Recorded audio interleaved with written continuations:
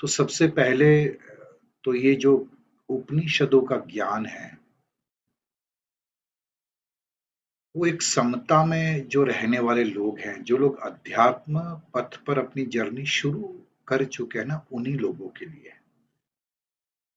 यदि जिसने inner world, अंदरूनी दुनिया का अनुभव ही नहीं किया है, वो इस ज्ञान को समझ ही नहीं पाएगा। और ये ज्ञान अर्जित करने के लिए, सुनने के लिए, समझने के लिए तीनों स्तरों की शांति चाहिए। जहां आप बैठे उस वातावरण में शांति हो, शुद्धता हो, पवित्रता हो, तब मन, स्कैटर्ड माइंड धीरे धीरे फोकस होने लगता है। फिर मन में शांति हो, यानी मन कोई घटनाओं में, कोई भावनाओं में उलझा हुआ ना हो। और तीसरी शांति आत्मिक स्तर पर।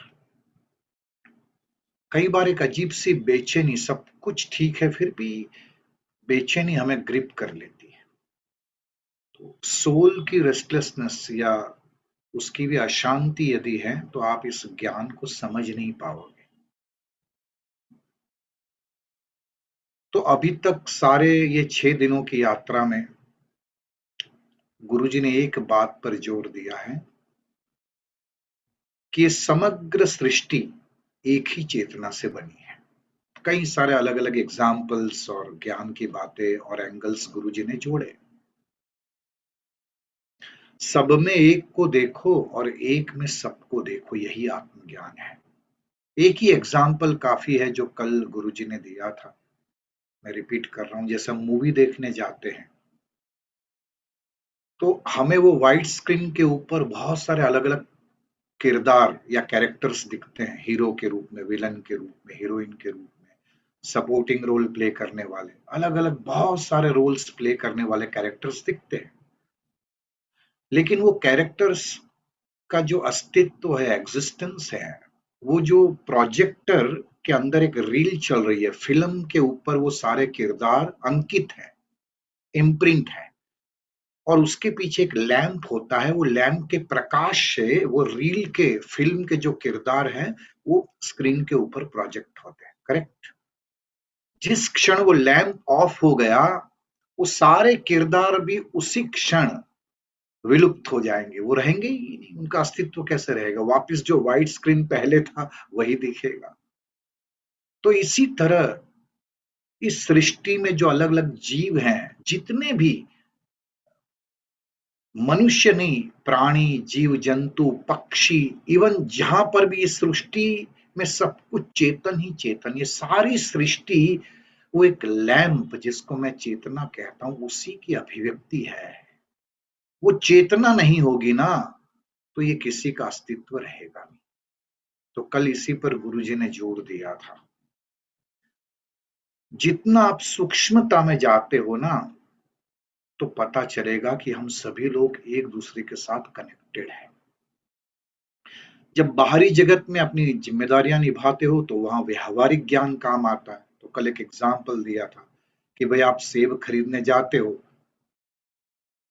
तो सेब खरीदते वक्त कोई सड़ा हुआ सेब है तो उसको साइड में कर दो। स्वीकार का मतलब निष्क्रियता नहीं है। ये बात गुरुजी ने इस कॉन्टेक्स्ट में कही कि पहले दिन ये कहा था कि किसी से घृणा मत करो, सबको समग्रता के साथ स्वीकार करके चलो। तो घृणा ना करे इसका मतलब गुडी गुडी बन के रहने की बात नहीं है, है ना? उस सेब को सड़े हुए हटा ही देना है। व्यवहार जगत में ये करना पड़ता है।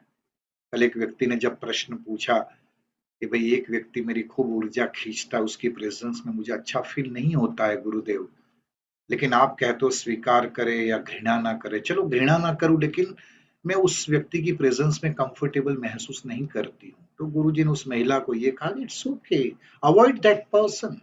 लेकिन मन में वो हेट्रेड या वो व्यक्ति ऐसा क्यों है, ये प्रश्नों को लेकर घूमोगे तो वो व्यक्ति नहीं, आप ही परेशान होंगे। और जब तक वो चलता रहेगा, आप उस ब्रह्मन चेतना जिससे हम बने हैं, पूरी सृष्टि बनी है, वहां से आपकी दृष्टि ओझल हो जाएगी, ब्लर्ड हो जाएगी।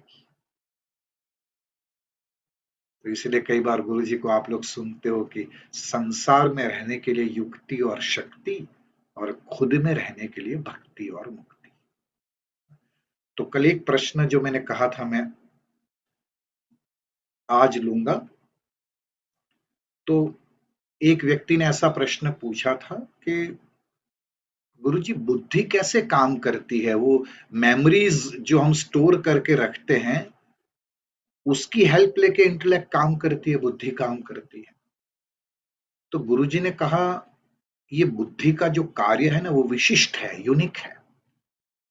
हाँ, पास्ट एक्सपीरियंसेस जो हमारी मेमोरी में स्टोर्ड है उसका रेफरेंस तो लेती ही है, लेकिन उसके अलावा बुद्धि मन के द्वारा बाहर ये 5 इंद्रियों से संसार का अनुभव करती है ना? यानी परसेप्शन जो होता है मन के द्वारा उस पर बुद्धि ऑब्जर्व करती है और अंडरस्टैंडिंग भी बनाती है। यानी कुछ परसेप्शन के द्वारा, मन के द्वारा कुछ जो मेमोरीज में पड़ा है उसको रेफरेंस लेके, और कुछ आप देखोगे तो गुह्यतम ज्ञान अपनी चेतना में जो पड़ा है। जैसे मैं एक एग्जांपल आपको दूं, आंख से दिखता है कि सूरज उग रहा है और अस्त हो रहा है, सनराइज एंड सनसेट हम देख पाते वो मोमेंट को, यस। लेकिन बुद्धि के स्तर पर जाके इसको एनालाइज करोगे ना तो आपको पता चलेगा सूरज न उसका उदय होता है ना अस्त होता है। ये पृथ्वी सूरज के आसपास रोटेशन कर रही है, उसकी वजह से ये ऑप्टिकल इल्यूजन है। तो इंद्रियगत ज्ञान से बुद्धिगत ज्ञान ज्यादा प्रोफाउंड होता है, सटीक होता है। Are you getting what I am saying? और उससे भी एक और ज्ञान है जिसको कहते हैं इंट्यूटिव नॉलेज। आपने कई बार अपने जीवन में अनुभव किया होगा, सडनली आपको अंदर से कोई अंतस्फुरणा होती है जो लॉजिक से परे है, और आप उस अंतस्फुरणा के ऊपर, इंस्टिंक्ट के ऊपर आप फॉलो करते हो तो सक्सेस भी मिलती होगी आपको। Have you had this experience? Logically वो इम्पॉसिबल लगता है, but you just listen to that instinct and when you follow that you realized, oh it is done. वो सोर्स जो है, जब हमारी चेतना एक स्तर के विश्राम में होती है, मन जब शांत, पवित्र और कॉन्सेप्ट से मुक्त होता है, तो ये अंत स्फुरणा, जिसको मैं इंट्यूटिव नॉलेज कहता हूं। तो बुद्धि क्या करती है, कुछ मेमोरीज से लेती है, कुछ परसेप्शन यानी मन के द्वारा दुनिया के अनुभव से भी कुछ इंफॉर्मेशन कलेक्ट करती है, बुद्धि की अपनी जो विशिष्ट क्षमता है उसका भी उपयोग करती है, और अंतस्फुरणा यानी इंट्यूटिव नॉलेज, यानी ये चारों मिल जाते हैं तब कोई डिस्कवरी होती है। जितनी भी खोज हुई है ना, डिस्कवरी हुई दुनिया में, वो इसी तरह हुई। मैं कई बार कहता हूं, जैसे ये जिसने भी ये यंत्र बनाया होगा मोबाइल, आप उस साइंटिस्ट को जाके पूछोगे नहीं यार ये कैसे बनाया आपने, तो वो क्या कहेगा पता है? बस मैं ऐसे ही एक मिशन के साथ बैठा था, बहुत प्रयास कर रहा था, लेकिन सडनली एक दिन मेरे दिमाग में एक विचार अंदर से आया और मैंने उस पर काम करना शुरू किया, और फिर विचारों की श्रृंखला बनती गई, बनती गई। ये प्रोडक्ट इस लेवल पर पहुंचेगा वो मुझे भी अंदाजा नहीं था। Am I correct? मैंने तो खाली एक इंस्टिंक्ट को फॉलो किया, और फिर बुद्धि अपनी कुशाग्रता का उपयोग करते करते इस डिस्कवरी को यहां तक लेके आई। आप किसी कवि को भी पूछना ये कविता कैसे रचाई आपने, तो क्या कहेंगे? बस मैं ऐसे ही बैठा था और अंदर से अपने आप वो शब्द उठने लगे और मैं लिखते लिखते चला गया। मुझे भी अंदाजा नहीं था कि ये कविता इतनी सुंदर बनेगी। Are you getting my point what I am saying? तो बुद्धि का कार्य विशिष्ट प्रकार का है। बुद्धि खुद अपने अनुभवों से अपनी परिपक्वता का उपयोग, मेमोरीज में जो अनुभव पड़े उसका रेफरेंस, परसेप्शन का रेफरेंस और इंट्यूटिव नॉलेज, ये चारों का उपयोग करके कई बार बड़ी बड़ी डिस्कवरी कर लेती है। तो अंत में कल गुरुजी ये कह रहे थे कि अब बाहरी स्तर पर आप लोग इस ज्ञान में एस्टैब्लिश हो चुके हो कि समग्र सृष्टि और मैं एक ही ब्रह्मन से बने हैं। Are you all clear? तो अब अंदर की दुनिया में चलते हैं। गुरुजी ने कल अंत में ये कहा था, क्या आत्मा एक ही है या उसके भी विभिन्न स्तर हैं? चेतना एक ही है या उसके भी अलग अलग स्तर हैं? तो आज हम एक अलग दुनिया में प्रवेश कर रहे हैं। तो मैं आप सभी से निवेदन करूंगा, be alert, stay, don't go anywhere.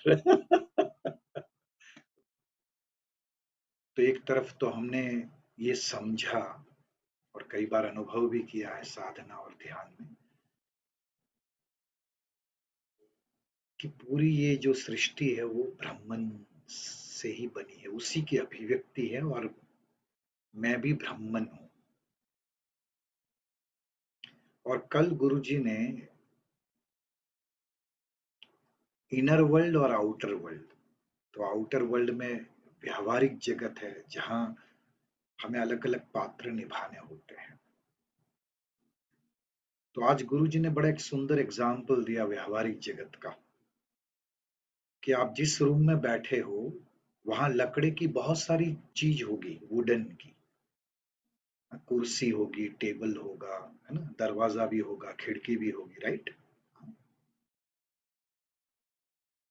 तो दो प्रकार के विज्ञान है, एक प्योर साइंस और एक अप्लाइड साइंस, यानी एक व्यवहारिक जगत में उस विज्ञान को कैसे अप्लाई करे, और एक ठोस समझ या बोध जो हमारे भीतर बना रहता है।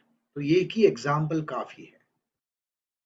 तो अप्लाइड साइंस यानी व्यवहारिक जगत में यदि विज्ञान का उपयोग करना है तो ये सारी चीजें जो मैंने बताई, जो लकड़ी से बनी है आपके कमरे में, जैसे खिड़की, दरवाजा, कुर्सी, टेबल,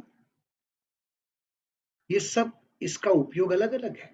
आप दरवाजे के ऊपर बैठ नहीं सकते, बैठना हो तो कुर्सी ही चाहिए। टेबल पर भी जनरली हम नहीं बैठते, वहां चीजें रखते हैं, करेक्ट।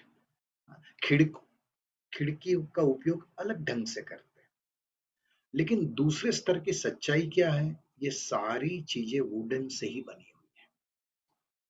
सत्य ये है, ये लकड़ी है, वो एक गहरा सत्य है। लेकिन व्यवहारिक जगत में ये लकड़ियों का उपयोग विभिन्न रूप से हुआ है, तो आप एक की जगह दूसरे का उपयोग नहीं कर सकते। कुर्सी की जगह आप दरवाजे का उपयोग नहीं कर सकते। What my point? तो गुरुजी यही कह रहे थे, हम एक ही चेतना से बने हैं, ब्रह्मन से ही सारी अभिव्यक्ति है। लेकिन फिर भी बाहरी जगत में वो ब्रह्मन की अभिव्यक्ति अलग अलग रूप में होती है। तो जो हमारे भीतर ब्रह्मन या वो जो कॉन्शियसनेस है या आत्मा जिसको हम कहते हैं, क्या एक ही आत्मा या उसकी विभिन्न श्रेणी है, उसके विभिन्न प्रकार है? तो गुरुजी ने कहा हाँ,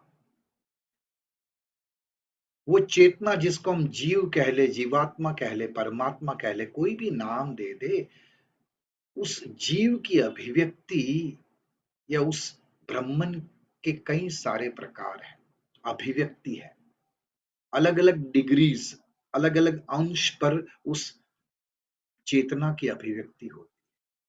तो गुरुजी ने कहा, पत्थरों में एक यूनिट प्राणा होता है, यानी जीवन की अभिव्यक्ति पत्थरों में, जिसको हम शीला योनि कहते हैं, उसमें एक यूनिट होती है अभिव्यक्ति।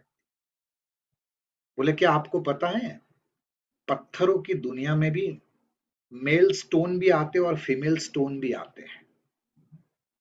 क्या आप जानते हो? गुरुजी ने पूछा। तो जैसे आप कई लोग जानते हो कि पेड़ पौधों में भी मेल फीमेल, मेल ट्रीज भी होती हैं, फीमेल ट्रीज भी होती है। तो इस तरह स्टोन की दुनिया में, पत्थरों की दुनिया में भी मेल स्टोन भी होता है, फीमेल स्टोन भी होता है। और एक शिल्पकार बहुत अच्छी तरह इन चीजों को जानता है।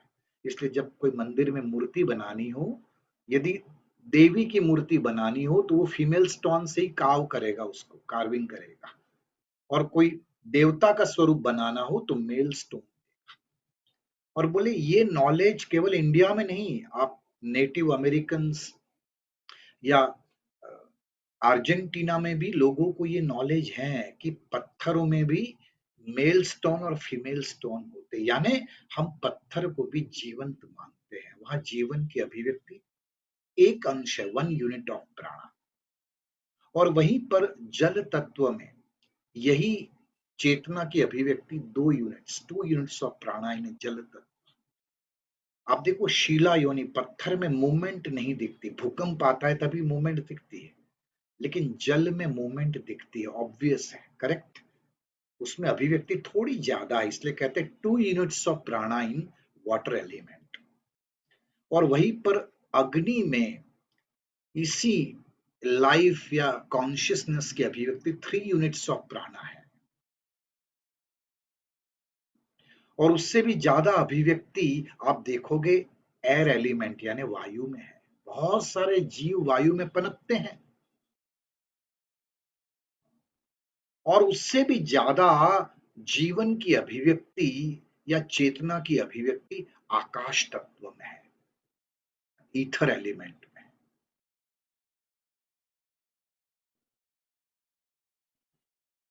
अब देखना आकाश, जैसे हम कई बार ध्यान में खो जाते हैं, मैं कहता था कि मैं हूं वो तो पता है, लेकिन कहाँ हूं उसकी अवेयरनेस खो जाती है। तो जब आकाश तत्व का अनुभव होता है तब एक अलग गहन शांति, एक अपलिफ्टमेंट, एक्सपांशन, ये अनुभव होता है कि नहीं? उसमें हमारी अभिव्यक्ति बहुत प्रोफाउंड होती है, जो मूल स्वरूप होता है उसकी।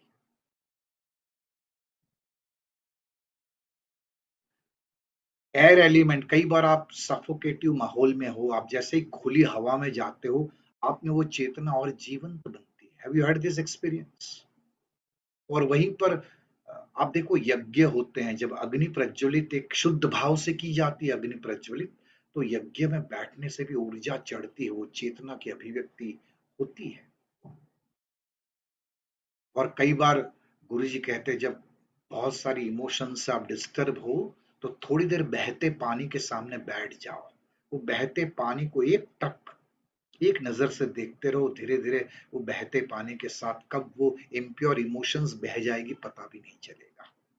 यानी वो आपको असर कर रहा है, तो वो निर्जीव कैसे हो सकता है? Are you getting my point what I am saying? यदि अग्नि हम पर प्रभाव डालती है, पानी हम पर प्रभाव डालता है, वायु हम पर प्रभाव डालता है, आकाश तत्व प्रभाव डालता है, तो निर्जीव कैसे हो सकता है?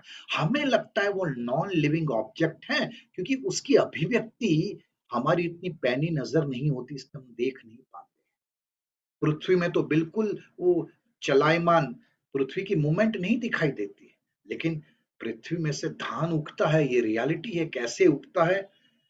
वो एक जीवंतता है, तभी तो वो खुराक उगाती है जिसमें प्राण शक्ति होती है और हम एनर्जेटिक फील करते हैं। ये समझने लायक बात है। ये जीवन की अभिव्यक्ति जैसे जैसे पृथ्वी से जल, जल से अग्नि, अग्नि से वायु और वायु से आकाश, ये 1 2 3 4 5 यूनिट्स प्राणा। और वहीं पर गुरुदेव ने बताया वृक्ष में, ट्रीज में यही अभिव्यक्ति जीवन की 6 यूनिट्स ऑफ प्राणा होती है। पेड़ को आप बड़ा होता हुआ देख सकते हो, पौधे से पेड़ बनता है, फूल लगते हैं, फल लगते, वो ऑब्वियस है। मैं अष्टवक्र में कह रहा था, गुरुदेव आपके घर में यदि गार्डन है तो एक प्रयोग जरूर करना। एक पौधे को आप बड़े प्यार से, जतन से उसको पानी पिलाना, सम्मान से जतन प्यार करना, और एक पौधे को डिस्कार्ड करना, जैसे इग्नोर करके आप पानी पिलाना। आप ये प्रयोग करोगे ना, आप पाओगे जिस पौधे को आपने प्यार से जतन से पानी पिलाया ना, वो ग्रो भी अच्छा करेगा और फास्ट ग्रो करेगा। Do this experiment. What I mean to say, trees में ये जीवन की अभिव्यक्ति 6 यूनिट्स ऑफ प्राणा की, और वहीं एनिमल्स में, प्राणियों में ये अभिव्यक्ति 7 यूनिट्स है। इसलिए शेर घुर्राता है, या पंछी पक्षी, जो भी प्राणी पक्षी ये जीव हैं, वो हमारी तरह लेकिन एटलीस्ट आवाज निकाल सकते हैं, अपनी भावनाओं को भी वो व्यक्त करते हैं, गुस्सा भी करते हैं, वो आंसू भी दिखते हैं कई बार। Have you observed? और उससे भी ज्यादा अभिव्यक्ति जो जीवन की है मनुष्य में है, 8 यूनिट्स ऑफ प्राणा। इसलिए मनुष्य को अष्टवसु कहते हैं, ये बहुत सुंदर शब्द है। यानी जिसमें जीवन की अभिव्यक्ति 8 यूनिट्स प्राणा की है। इसलिए इंसान के पास बहुत सारी रेंज है विचारों की, इमोशंस की, अभिव्यक्त करने की, वृक्ष के पास, पत्थर के पास, प्राणियों के पास इतनी नहीं है। और इससे भी यदि आगे जो एक्स्ट्रा जीनियस होते हैं, एक्स्ट्रा इंटेलिजेंट लोग होते हैं, कहते हैं उसमें 9 यूनिट्स प्राणा की जीवन की अभिव्यक्ति होती है। एक्स्ट्रा जीनियस यानी वो दोनों फॉर्म में, या तो सकारात्मक या नकारात्मक। एक एग्जाम्पल दिया, हिटलर। हिटलर एक्स्ट्रा जीनियस था, लेकिन उसने वो पावर का गलत उपयोग किया, लोगों का संहार किया।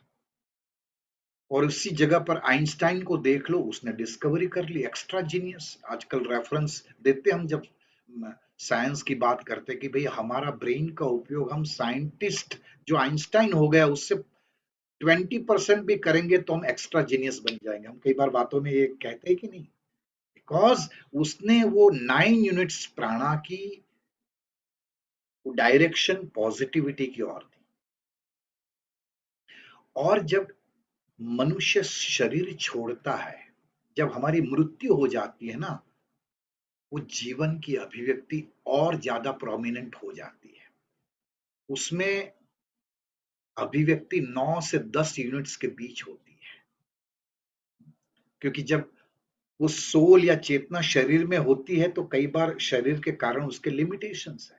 जैसे अभी मुझे इस दरवाजे से मेरे किचन में जाना है, तो दरवाजा किसी ने बाहर से लॉक किया होगा तो मैं नहीं जा पाऊंगा। लेकिन मेरा मृत्यु, मैं शरीर छोड़ देता हूं, तो आत्मा तो हवा की तरह है, वो उसको एक्सेस ज्यादा है बॉडी से। गुरुजी ये बता रहे थे। इसलिए हमारे सभी रिलीजन में, या आप देखोगे पूरी दुनिया में, एंसेस्टर्स को, हमारे पूर्वजों को पूजने की एक परंपरा है।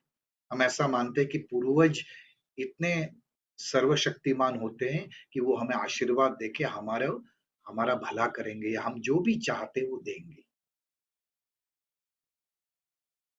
क्योंकि उनके पास एक्सेस ज्यादा है। और वो पूर्वज, उसकी गति जिस प्रकार से हुई है, वो थोड़ा बहुत आशीर्वाद देके आपको वरदान दे ही सकते हैं। तो इसलिए देखिए, ये यूरोपियन कंट्रीज में गुरुजी बता रहे थे, ये चर्च के पीछे डेड बॉडी को बरीड, यानी उनको वहां दफनाया जाता है। क्यों? आश्चर्य की बात है कि यार मंदिर या चर्च के आसपास डेड बॉडी को क्यों दफनाना? क्योंकि वहां कहते हैं जब शरीर छोड़ता है वो सोल में और ज्यादा प्रोमिनेंट उनकी एनर्जी होती है, उनको एक्सेस ज्यादा होती है, इसलिए प्रार्थना के द्वारा उनके आशीर्वाद पाना आसानी से संभव है। और 10 से ऊपर ये आत्मा या चेतनाओं की श्रेणी प्रकार की बात कर रहे हैं गुरुजी आज। तो बोले उससे भी आगे एक और योनि है, योनि कह लो या श्रेणी कह लो, कैटेगरी कह लो, वो कहते हैं किन्नर योनि। उसमें प्राणा की अभिव्यक्ति 10 से भी ज्यादा होती है। यानी किन्नर योनि, ये आत्मा, किन्नर आत्मा की आशीर्वाद जिस व्यक्ति के जीवन में होती है ना, वो किन्नर योनि वाले या तो सामाजिक सेवा में बहुत अपना दबदबा रखते होंगे, या बहुत अच्छे पॉलिटिशियन बनते हैं वो लोग। आज ये बात हमें ये समझनी है कि ये जो भी जीवन में हम कर पा रहे हैं, ये शरीर के माध्यम से, कई बार हमें लगता है कि मैं अचीव कर रहा हूं, मैंने इतना किया, लेकिन this all are blessings of different souls. So just be grateful. यदि कोई सामाजिक सेवा कर पा रहा है, कोई पॉलिटिक्स में स्थान बना के सचमुच सेवा का काम कर रहा है, तो इसमें वो अहंकारी बनने की जरा भी वो जगह नहीं है। It's a blessing of Kinnara योनिज सोल्स। आप समझ पा रहे हैं? और उससे भी आगे की एक श्रेणी गुरुजी ने बताई, गंधर्व योनि। जितने भी कलाकार होते हैं ना, उनको आशीर्वाद होते हैं ये गंधर्व आत्मा की। आप देखो, जितने भी कलाकार होते हैं ना, वो लोगों को बहुत खुश रखते हैं अपनी कलाकारी से, अपनी अदाओं से। रखते कि नहीं रखते? लेकिन अक्सर आप एक पैटर्न देखोगे ना, जितने भी जो संगीतकार हैं, कलाकार हैं, वो औरों को तो खुश रखते हैं, लेकिन वो खुद के जीवन में इतने खुश नहीं होते हैं। गुरुजी ने अमेरिका में थे इसलिए माइकल जैक्सन का एग्जाम्पल दिया। उसने पूरी दुनिया को मतलब खूब आनंद दिया अपने रॉक कॉन्सर्ट्स के द्वारा, लेकिन वो खुद अपने जीवन में खुश नहीं था, जो हम जानते हैं। गुरुजी कहता आप इतिहास उठाकर ये पैटर्न को देख लो। जो भी कलाकार होते हैं ना, वो औरों को तो आनंद या खुशी दे सकते, लेकिन खुद के जीवन में वो अतृप्त होते हैं। लेकिन यदि कलाकार के जीवन में गुरु होते हैं ना, तो वो औरों के साथ अपने को भी प्रसन्न रख पाते हैं। गुरु होने का ये कहता हूँ, ये मतलब मैं कैसे, ये अर्थ शब्द भी बहुत छोटा है। यानी गुरु होना क्या है? गंधर्व योनि के आशीर्वाद के कारण ही कोई अच्छा कलाकार बन पाता है। इसमें प्राइड लेने की कोई बात नहीं, इट्स अ ब्लेसिंग।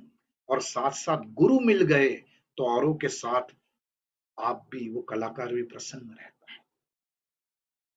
तो किन्नर के ऊपर गंधर्व और गंधर्व के ऊपर एक और योनि है यक्ष। तो ये यक्ष आत्माओं की आशीर्वाद जिसके जीवन में होती है ना, वो लोग बहुत वेल्दी होते हैं, धनी होते हैं। और गुरुजी कहते हैं हर शहर का एक यक्ष होता है। आप देखना, बड़े बड़े शहरों में एक दो या पांच लोग ही होते हैं, वो जो पूरे शहर की इकोनॉमी को रन करते हैं। क्या एग्री करते हो मेरी बात से? इसी तरह आप देखना, हर एक देश के भी कुछ यक्षास होते हैं जो पूरे देश की इकोनॉमी को रन करते हैं।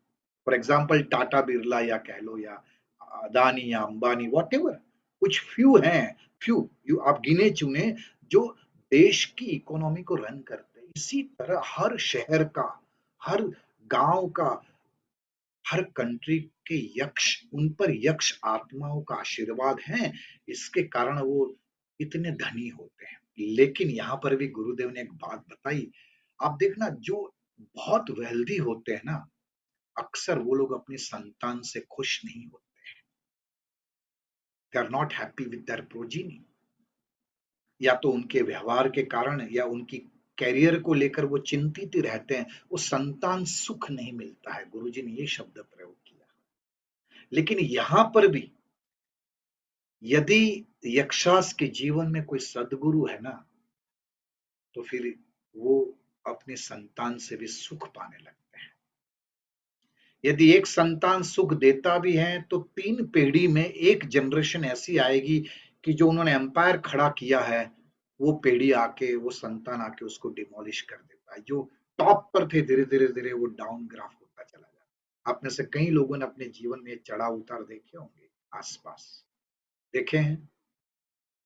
मतलब when you are wealthy, it's a blessing of yakshas, no, yoni souls. Just be grateful for it. और यक्षा से भी ऊपर गुरुजी ने एक और श्रेणी बताई आत्मा की, देव योनि, गॉड्स और गॉडेसेस। द गॉड नहीं, यानी भगवान नहीं, लेकिन उससे गॉड्स एंड देवी और देवता है। तो हमारे हिंदू संस्कृति में तो हम कहते 33 करोड़ देवी देवता है।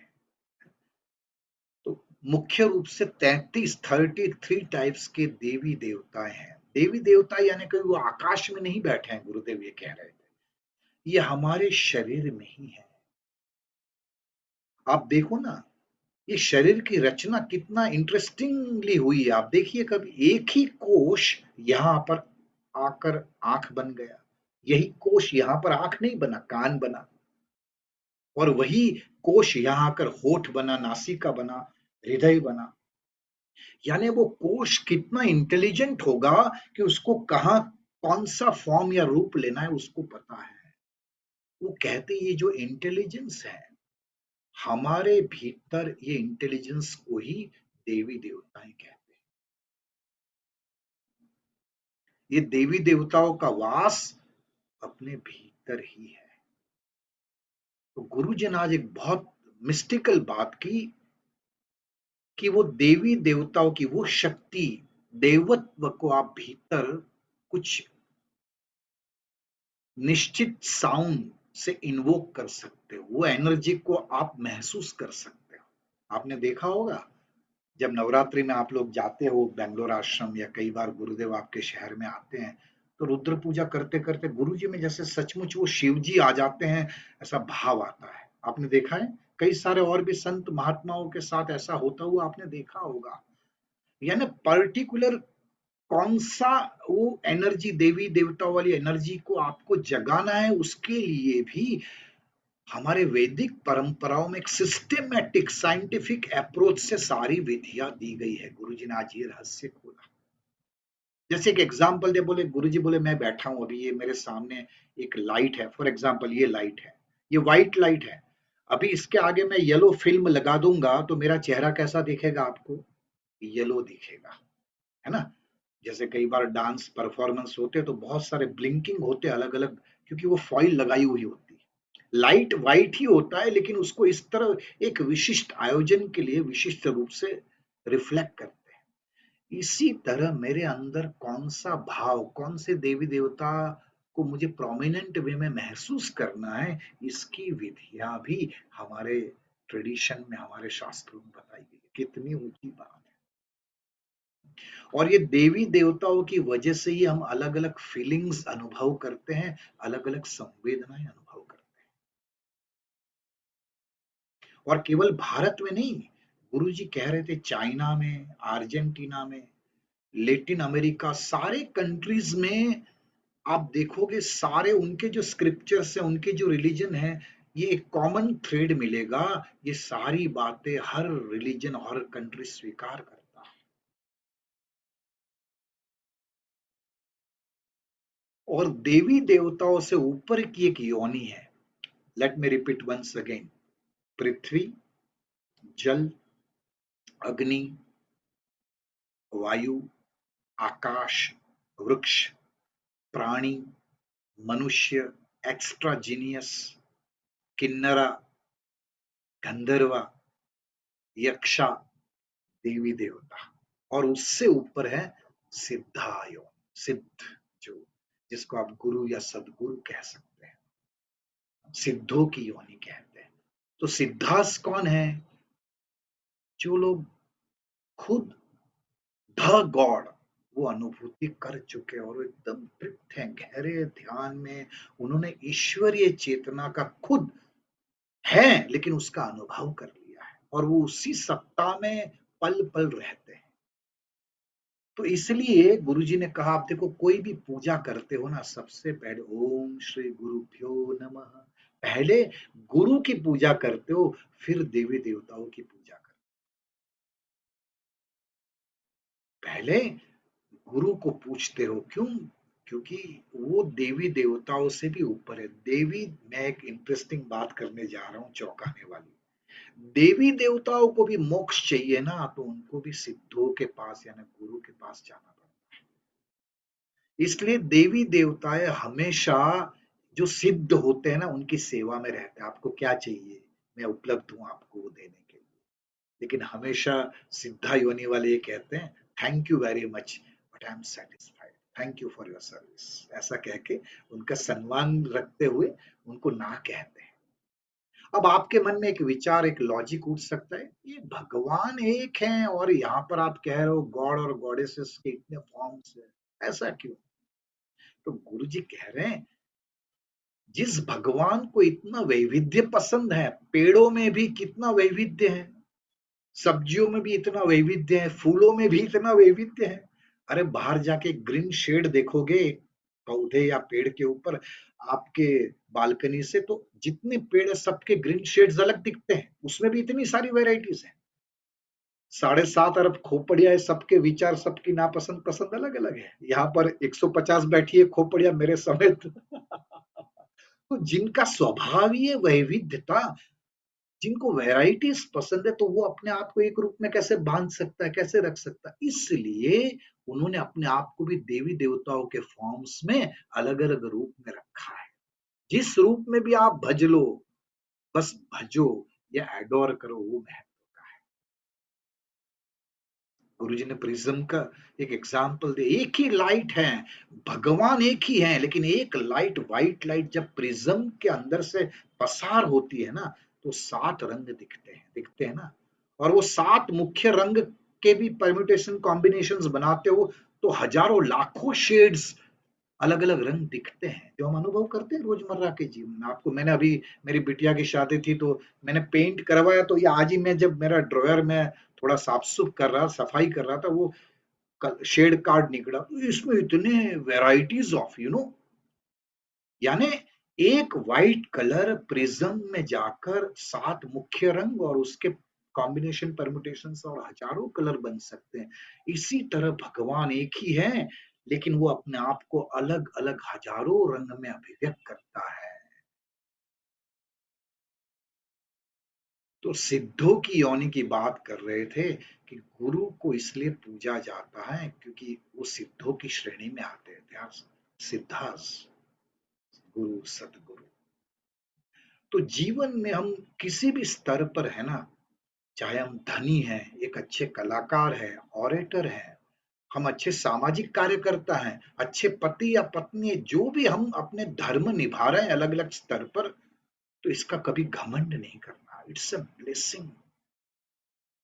और ये देवी देवताएं अलग अलग रूप में, ये जितनी भी हमारे अंदर पॉजिटिव क्वालिटीज निखरती है ना, तो समझ लो वो देवी देवता उस रूप में अभिव्यक्त हो रहे हैं। जैसे किसी में कंपैशन है, किसी में भक्ति है, किसी में बिलोंगिंगनेस है, किसी में शांति है, इंद्रियों पर काबू है, प्रसन्न मन है। ये सारी संपत्ति वो देवी देवता है जो शरीर के हर कोश में है, उनके आशीर्वाद से मिलती है। सो just be grateful in life. और बोले देवी देवता इतना कुछ आपको देंगे, जब आप एक सैक्रेडनेस महसूस मेंटेन करके चलते हो, कि आप डाइजेस्ट नहीं कर पाओगे। कई बार लोगों को बहुत कुछ मिल जाता है ना, तो वो आईनेस आ जाती है और उसमें ही वो फंस जाते, धन में, कला कारीगिरी या टैलेंट में, पैसों में। और ये जो विशाल अनंत ब्रह्मन है, उसका ज्ञान नहीं ले पाते हैं। इसलिए गुरुजी कहते हैं, एक एक आध्यात्मिक में पका हुआ मैच्योर्ड व्यक्ति, वो देवी देवताओं की जो गिफ्ट है उसमें भी अटकता नहीं है। He just move on because he want to experience that Brahman. He knows I am expression of Brahman, but I want to merge. I want to experience that.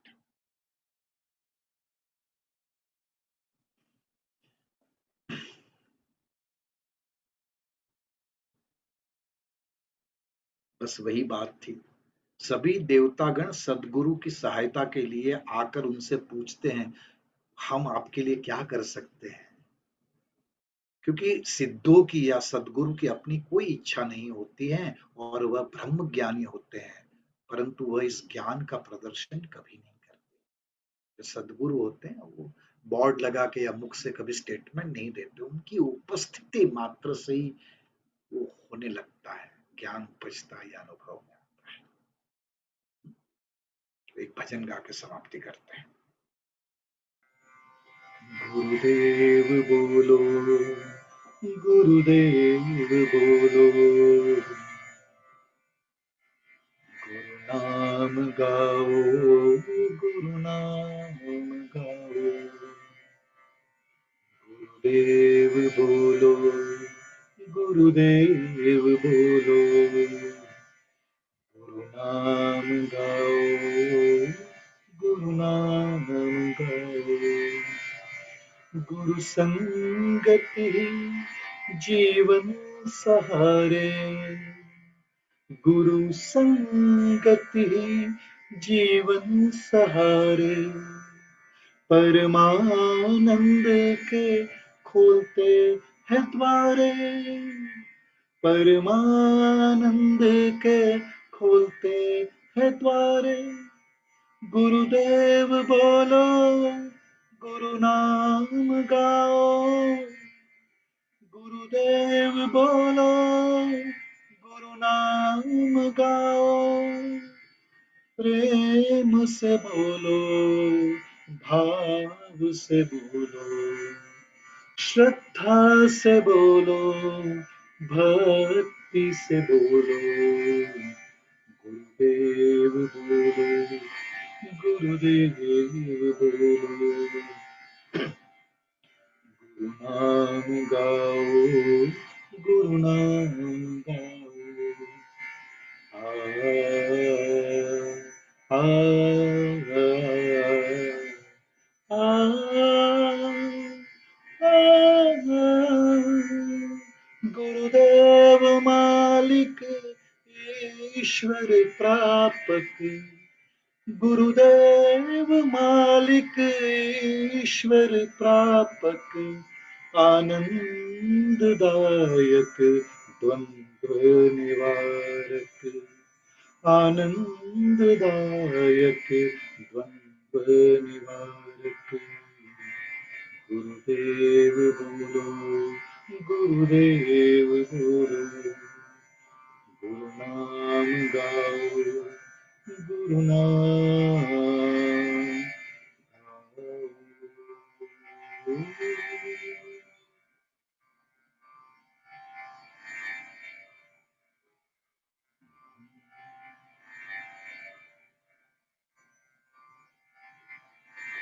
जय गुरु।